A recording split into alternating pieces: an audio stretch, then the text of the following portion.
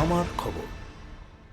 দিদির সঙ্গে আছি, দিদিকে ভালোবাসি, দিদির সঙ্গে আছি, দিদিকে ভালোবাসি। বিভিন্ন জল্পনা কল্পনার মাঝে ফের দলনেত্রী ও দলের প্রতি নিজের অবস্থান স্পষ্ট করে দিলেন বীরভূম লোকসভা কেন্দ্রের তৃণমূল কংগ্রেস সাংসদ শতাব্দী রায়। সাফ জানিয়ে দিলেন, মমতা ব্যানার্জিকে ভালোবাসি, দিদির সঙ্গেই আছি। তার এই মন্তব্যে রাজনৈতিক মহলে চলা নানা জল্পনায় কার্যত ইতি পড়েছে বলেই মনে করা হচ্ছে। অন্যদিকে বারুইপুরের মর্মান্তিক ঘটনাকে ঘিরে প্রতিক্রিয়া জানিয়ে শতাব্দী রায় বলেন, অপরাধীদের কঠোর শাস্তি নিশ্চিত করতে রাজ্য সরকার ও পুলিশের তদন্তের উপর তাঁর পূর্ণ আস্থা রয়েছে। দোষীদের বিরুদ্ধে আইন অনুযায়ী কঠোর ব্যবস্থা নেওয়া হবে বলেই তিনি বিশ্বাস করেন। বিধানসভা নির্বাচনের পর এই প্রথম নিজের লোকসভা কেন্দ্র বীরভূমে পা রাখলেন শতাব্দী রায়। তার এই সফল মন্তব্যকে ঘিরে রাজনৈতিক মহলে নতুন করে শুরু হয়েছে জোর চর্চা। আপনারা এখন মমতা বন্দ্যোপাধ্যায় আমি বিধায়কদের সাথে আমার কোনো কথা নেই, বিধায়কদের ব্যাপারে আমি জানি না। বারুইপুর নিয়ে কি বলবেন?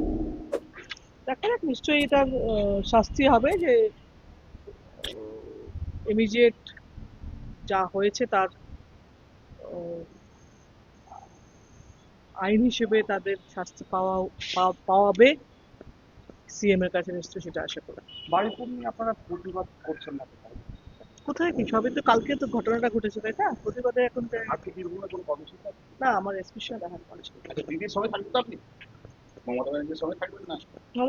মমতা ব্যানার্জিকে ভালোবাসি। তো মমতা ব্যানার্জির সঙ্গে থাকবেন আপনি? আমাদের তো এখন এনসিপিআই, যেমন না তোমরা নতুন করে প্রশ্ন করছো কি অদ্ভুত ভাবে।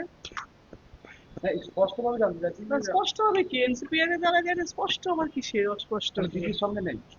দিদির সঙ্গে আছি, দিদিকে ভালোবাসি, দিদির সঙ্গে আছি, দিদিকে ভালোবাসি। কৃষকের কঠোর পরিশ্রমে তৈরি সেরা ধানের নির্ভরযোগ্য বিশ্বাস, আধুনিক মেশিনে প্রস্তুত ভিকে গোল্ড রাইস।